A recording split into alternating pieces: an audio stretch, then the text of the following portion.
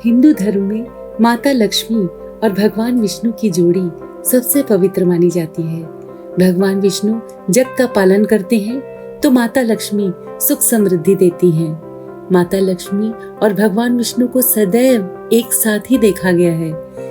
लेकिन एक समय आया था जब भगवान विष्णु माता लक्ष्मी को धरती पर छोड़कर बैकुंठ वापस आ गए थे और उन्होंने माता लक्ष्मी को एक माली के घर में नौकरानी बनकर रहने का श्राप दिया था।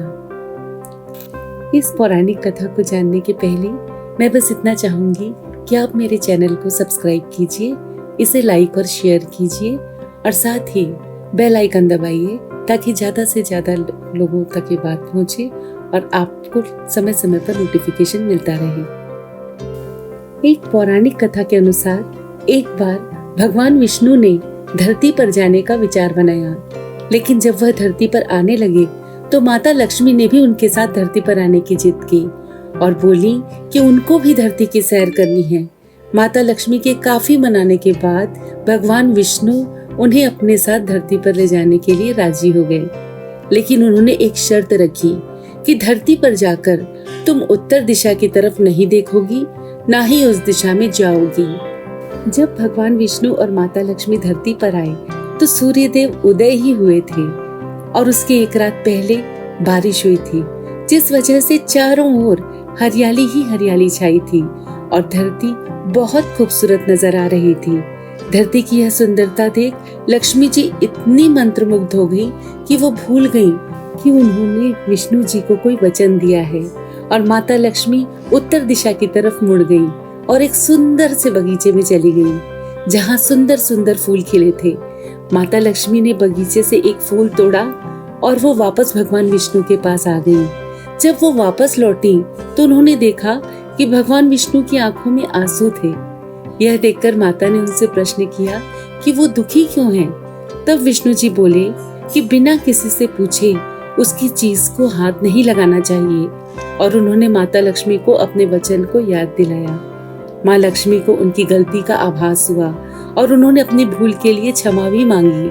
तो विष्णु जी ने कहा कि तुमने गलती की है तो अब तुम्हें उसकी सजा अवश्य मिलेगी। तब भगवान विष्णु ने माता लक्ष्मी को श्राप दिया कि तुम जिस माली के खेत से ये फूल लेकर आई हो और बिना पूछे तोड़कर लाई हो, तुम्हें उसी के घर में नौकर बनकर रहना पड़ेगा और उसके बाद ही तुम बैकुंठ वापस आ पाओगी। भगवान विष्णु के आदेश के अनुसार माँ लक्ष्मी ने एक गरीब सी महिला का वेश धारण किया और उस माली के घर गई। माली का नाम माधव था। वो एक झोपड़े में अपनी पत्नी और 2 बेटे और 3 बेटियों के साथ रहता था। माँ लक्ष्मी जब एक गरीब औरत बनकर माधव के झोपड़े के पास पहुंची तो माधव ने उनसे पूछा कि बहन तुम कौन हो। तो माँ लक्ष्मी ने कहा कि मैं एक गरीब औरत हूँ और मेरी देखभाल करने वाला कोई नहीं है। मैंने कई दिनों से खाना भी नहीं खाया है, मेरे पास कोई सहारा नहीं है। मैं तुम्हारे घर का काम कर दूंगी और इसके बदले में आप मुझे अपने घर के एक कोने में आसरा दे देना। उस महिला की बात सुनकर माधव को दया आ गई और उसने माँ लक्ष्मी को अपनी बेटी समझकर अपने साथ रख लिया। कथा के अनुसार जिस दिन माँ लक्ष्मी माधव के झोपड़े में रहने आई थी तब से उसे बहुत फायदा हुआ। पहले तो उसके सारे फूल बिकने में इतनी आमदनी हुई कि उसने शाम तक एक गाय खरीद ली, कुछ समय बाद जमीन ले ली और सबके लिए अच्छे अच्छे कपड़े भी बनवाए। कुछ समय बीत जाने के बाद माधव ने एक बड़ा पक्का मकान खरीद लिया। माधव को हमेशा ये लगता था कि ये सब इस महिला के आने के बाद मिला है। एक दिन माधव काम करके वापस अपने घर आया तो उसे अपने घर के बाहर गहनों से लदी और चेहरे पर तेज लिए एक देवी स्वरूप महिला दिखी।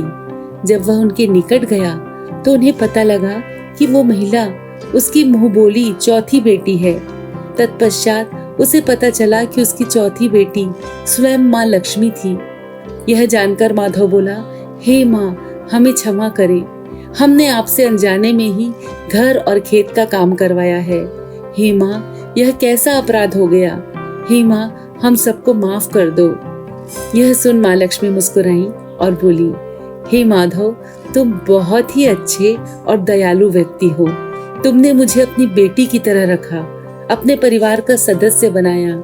इसके बदले में मैं तुम्हें वरदान देती हूँ कि तुम्हारे पास कभी भी खुशियों की और धन की कमी नहीं रहेगी। तुम्हें सारे सुख मिलेंगे जिसके तुम हकदार हो। इसके बाद माँ लक्ष्मी वापस विष्णु जी के पास चली गई।